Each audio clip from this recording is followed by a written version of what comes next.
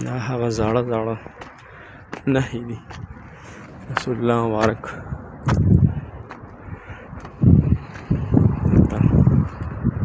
طایف هغه غر دی چې کوم ځای کې زخمي شوی و.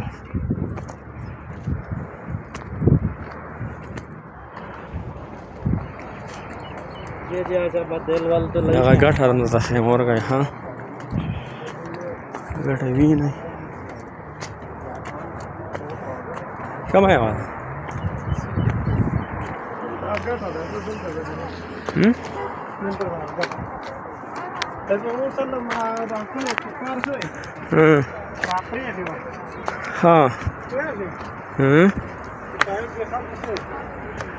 ګټه پرې راغورځوله کومه دغه ګټه ده یعنې دغه ګټه ده چې کفارو نفاق سلم دغه هلته ناست و ښکته دغه وړې ګټې نیولي نې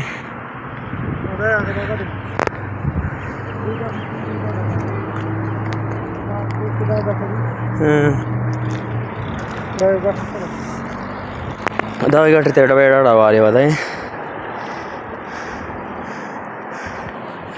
د جومات ته تاله کړه څوک ورته نه پرېږدي که نه دا هغه وادي ده ها نبي پاک سلام پکې پاتې شوی و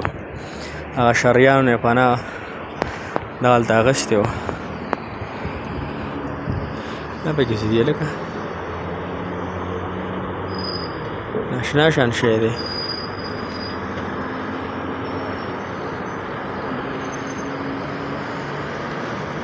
دا دغسې شی دی کربوړی دی کو هغې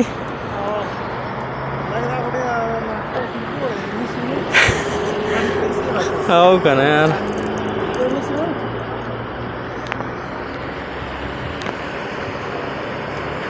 نو بس دا هغه د طایف صح مقام دی که نه باغ کم یو دی هغه دی باغ کم یو دی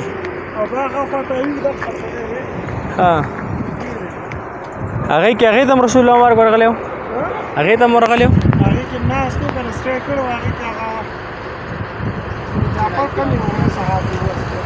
څه هغه دوه رومو باغ و هغوی باندې بیا تجرم مجرم ورکړی هغه سپاټ کړی هلته ورپناه شی لاړه یار صحیح ده بس سنت و ګوره بعضې خلک ووي چړه پاکې که نه وي نو دغه ته ضرورت نشته ګوره اړه د بدن بادشاه دی کله چې ستا بادشاه په سنتو باندې عمل نه کوي ستا بادشاه دا نه خوښوي چې زما شکل مبارک زما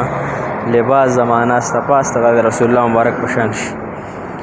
نو دغه اړه دا ګنده اړه دی ښه دا پاک اړه نه دی او که څوک وایي چې نه د عمله فرض نو عمل ګوره عمل هغه دی الله ته کوم عمل خوښ دی الله ته هغه عمل خوښ دی کوم چې د جناب محمد رسول الله په طریقه باندې وي الله ته هغه زندگی خوښه ده کوم چې د رسول الله صلی الله علیه وسلم په طرز زندګۍ باندې وي نو دا خبرې غلط دي چې خاوندان دي چې هرونه دي کوشش پې وکړئ ښکلې ښکلې ګیرې به پرېږدوئ او هر سنت ژوندی کوئ ښه صحیح شوه موږ ته هم دعاګانې که تاسو ته به زیارتونه ښیو دا هغه ګټه ده او وړه ګټه ورته پرته دی نه پنجابیان ورله بر نه پرې راخوشي کوله خو بس الله تعالی دغه ګټه ودروله دغه ځای کې او دغلته لاندې دغه ګټه یې نه تاسو ته بله ویډیو کې ماته دغه هم کړې هغه سره شوې غونته کې ده نو ګوره بدن چې کله په ګټه باندې لګي که نه بدن نو هغه ړومبی سور شي بیا ورپسې شین شي هغه ځای شین شي چې شین شي د شین نه پس بیا د هغې بعد ځینه وټکېږي که نه نو هغه ځای نه وینه شروع شي نو څومره سخته تېره کړې ده دې دپاره چې اسلام د تقویت میلو شو دی غټو سردارانو سره زه ملاقات وکړم دوی مسلمانان شي بهرحال الله تعالی مو خوشحاله ساته انشاءالله عمل په سنتو باندې کوي عمل صحیح ده جزاک الله خیره